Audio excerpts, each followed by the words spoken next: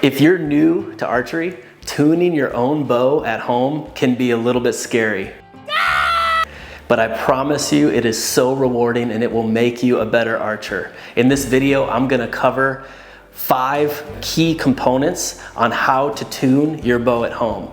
This is a deep, deep topic and there'll be a lot more videos to come, but let's keep it simple and here come the top 5. Tuning tip number 1, the paper tune. This is the idea of shooting an arrow through paper with the goal of obtaining a bullet hole. A bullet hole indicates that that arrow is flying true and straight out of your bow. If that arrow is coming out of your bow after the shot to the left or right or a little high or a little low, you'll be able to see that in the paper in the form of a tear, right? When you tune your bow to the point where you have a perfect bullet hole, just the round profile of that arrow with some fletchings coming out, you know that your bow is shooting straight.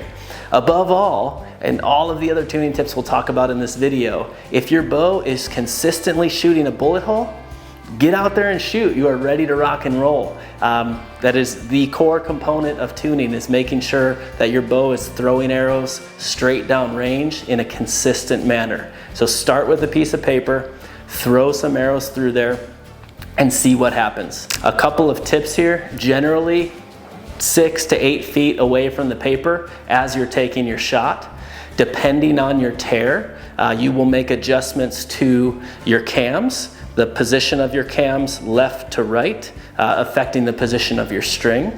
You can also make adjustments to your rest or your knock height, as well as your rest left to right and center shot. Tip number 2, timing your cams.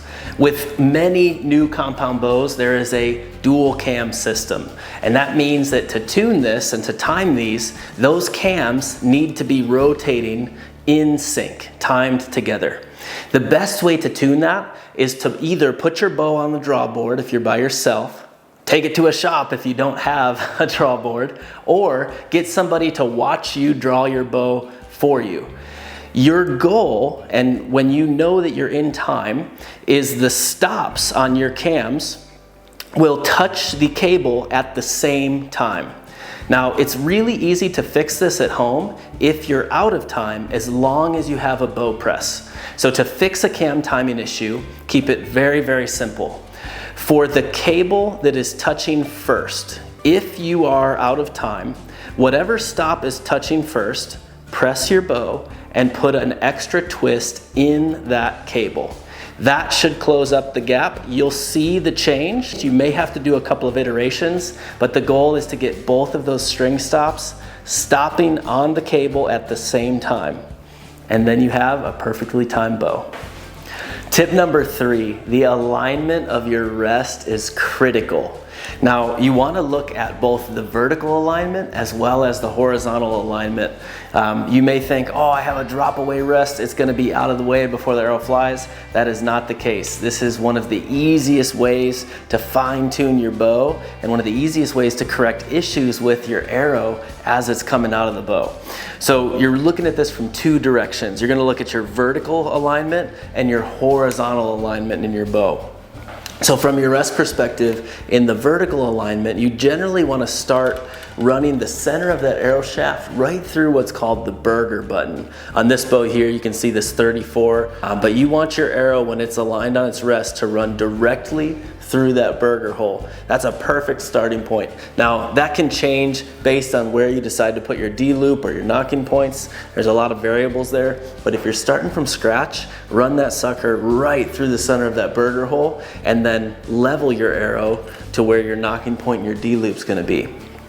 The other piece of this is going to be the horizontal alignment, and that's going to be, where your arrow is sitting horizontally in that rest off the riser. Now, the best way to do this, perfect starting point, is 13/16 off the riser. Now, this can vary bow to bow. This can vary based on how your bow is set up, where your cams are at, etc. But starting at 13/16 is a really good general recommendation. From there, you can fine tune via paper tune, via walk back tune, and really just dial in the micro adjustments on that rest. So you're gonna take your arrow and stick it in your rest. You're gonna then measure off the riser, and you want the center of that arrow to be 13/16 off the riser to start. Tip number 4, mind your spine. Arrow spine matching is so critical for tuning. You can do all kinds of work and get your bow dialed perfectly, but you are really going to struggle to have a consistent arrow without having the appropriate spine for your bow. That spine is typically determined by your draw weight and your draw length. I'm going to throw a spine chart on the screen. There are ranges based on different styles, other conditions, other variables. A lot goes into this, but at a minimum, talk to someone who has experience with arrow stiffness and arrow spines, whether at your local bow shop, whether you swing by Go With a Bow Shop. I'd be happy to help. Throw a question in the comments if you want to know. But again, making sure you have the appropriate spine. Now, high level, for most manufacturers, the spine number, the higher the number, the more flexible and the lower the stiffness. So I'm holding a 340 here. You see ranges from 200s all the way out to 600s. So those 200s, those 250s are going to be ultra stiff, all the way up to the 600s that are going to be very flexible and very lightweight.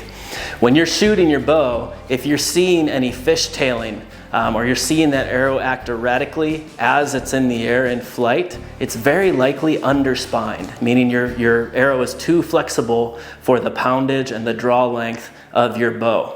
If you're getting erratic grouping, it's often a result of too stiff of an arrow, right? So again, these issues with arrow spine can sometimes be tuned out in other cases, but it can introduce a bunch of complexity and a bunch of headache for you as you're trying to dial in your own bow. So starting from the ground up, make sure that you understand arrow spine and that you're selecting a spine that's perfect for your setup. Number 5, tune for your broadheads. No matter what the manufacturer tells you, your bow will not shoot a broadhead in the exact same way it shoots a field point. And if you're like me, all of the practice I'm doing throughout the year so I can get out in the woods and put some more meat in the freezer. So I need my broadheads to fly exactly as I expect them to.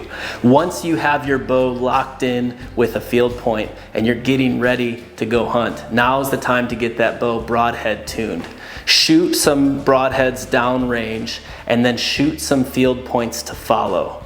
That's a pro tip, because if you do it the other way around, you can shred some of your arrows with those broadheads. That said, look at differences, whether those broadheads are landing left, right, high, or low compared to your field point arrows, and use that as a guide to make micro adjustments to your rest. By doing this, you have a quick way to zero in those broadheads and know that you'll be dialed in for hunting season.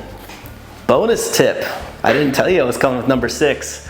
Keep a log, keep a little notebook in your shop. Write down the changes you're making as you're working on the bow. Sometimes when you're really working to get your bow perfectly dialed in, you may need to go out and shoot for a couple days before you decide that you want to make another tweak to get it just how you like it. It's so helpful to have a log of what you did. I made 3 twists to the top cam cable. I shifted the bottom cam over to the thin spacer. All of those little details are so easy to forget, but if you keep a running list of the changes you're making, you'll know exactly how you got to that perfect tune on your bow, and you'll know whether you need to reverse something or whether you need to make another change, where you can go from there. It's really easy to get in a tuning rabbit hole and then forget what you did, and all of a sudden, you don't know how to get back to square one. So keep a log, small notebook in your shop. It'll make a world of difference. It'll make your life a whole lot easier. Quick recap here. Number 1, understand the paper tuning process and paper tune your bow. That is a perfect baseline and a perfect way to measure how that arrow's coming out. Number 2, understand your cam timing and time your cams. Getting their bow in time can make the world of difference.